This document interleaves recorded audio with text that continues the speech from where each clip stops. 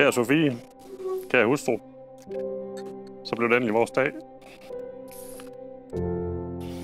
Den dag, vi har ventet på i evigheder. Den dag, hvor vi kan fejre vores kærlighed sammen. Efter lang tids overvejelse og en lille bitte smule pres fra dig omkring tidspunkt, sted og ring, så blev det, som Ole også sagde, et spontant frieri hjemme i køkkenet. En eftermiddag, hvor drengene stadigvæk var i institutionen. Det var ganske vist ikke det frieri, du havde drømt om. Men sådan er jeg jo bare sådan en håbløs romantiker. Jeg var så rørt, det kan I jo nok også fornemme, at jeg nærmest ikke kunne fremstamme ordene. Men du forstod budskabet, og du sagde heldigvis ja på det rigtige tidspunkt.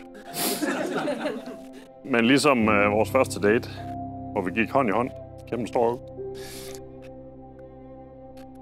i Aarhus, og så føles det her også helt rigtigt.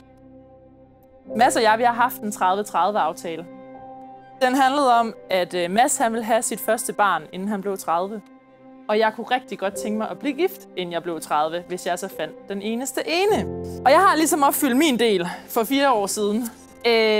Så det skal da ikke udelukkes, at der efterfølgende har været lavet lidt hentydninger. Nogle mere diskrete end andre til, at nu skulle han altså opfylde sin del.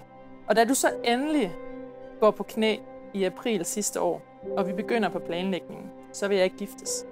Hvorfor, tænker man. Kvinden har jo plaget i flere år. Men sagen er den, at jeg nu fik den idé, at du ikke friede af lyst. Du friede, fordi at jeg sagde det. Og du gjorde det for at få ro. Og nu skulle det være slut med at høre på den her dumme, åndssvage 30-30-aftale. Dit svar til mig, det var: først er det ikke godt nok, at jeg ikke går på knæ. Nu har jeg gjort det.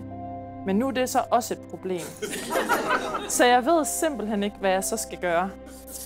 Og det her, det blev sagt med fuldstændig ro i stemmen til en, hvis man kender mig. Ikke super rolig Sofie i situationen. Men jeg faldt til ro. Og det er det, du kan. For du er min ro. Du kan tale mig til ro. For du havde jo tænkt over det. Første gang, jeg støder på dig, det er lidt over 9 år siden, hvor jeg ser dig til et strandhåndboldstævne i Herning, og jeg siger til Emil, min holdkammerat, at hende der nummer 11, hun er sgu ret lækker. Så gik der lige en tid, hvor jeg havde ikke set Sofie før det. Så stødte jeg på hende anden gang. Det er, som Ole også var inde på, det er jo faktisk din tale. Så stod jeg på Sofie på Tinder, hvor jeg er i gang med at swipe mig igennem Aarhus Kommune. Men der var noget helt genkendeligt over det billede, du havde. Dit smukke store smil kunne jeg ikke stå for, og det kan jeg stadigvæk ikke den dag i dag. Da vi begyndte at date, der faldt jeg for de gode humør og de store smil. Du var omsorgsfuld, og jeg synes, du var ret moden af, at du kun var 20 år dengang. Du havde også temperament, og her kan vi vist roligt sige, at modsætninger mødes.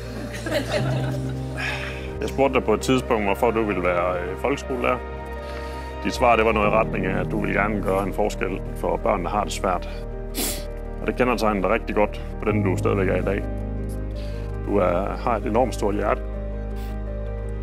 Du har en svaghed for dem, der har det lidt svært. Og det får mig også til at tænke på, at det kan jo egentlig også godt være, at det er derfor, du har holdt ved mig så længe. Men, Jeg ser alt det, du gør for mig.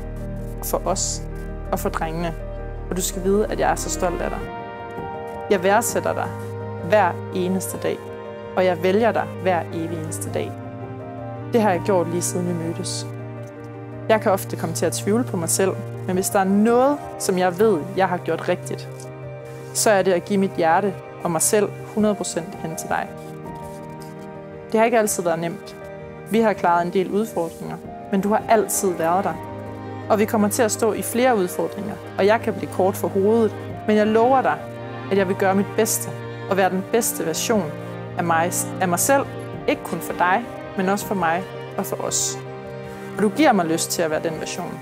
Hver evig eneste dag. Skat. Jeg er så stolt af at kalde dig min mand nu, og jeg elsker dig så kæmpe højt. Jeg glæder mig til, at vi skal ud og opleve endnu mere og skabe endnu flere minder sammen, ligesom vi skaber et helt unikt minde her i dag. Så lad os fejre os og kærligheden i dag, men jeg håber også, at vi fejrer kærligheden resten af vores liv.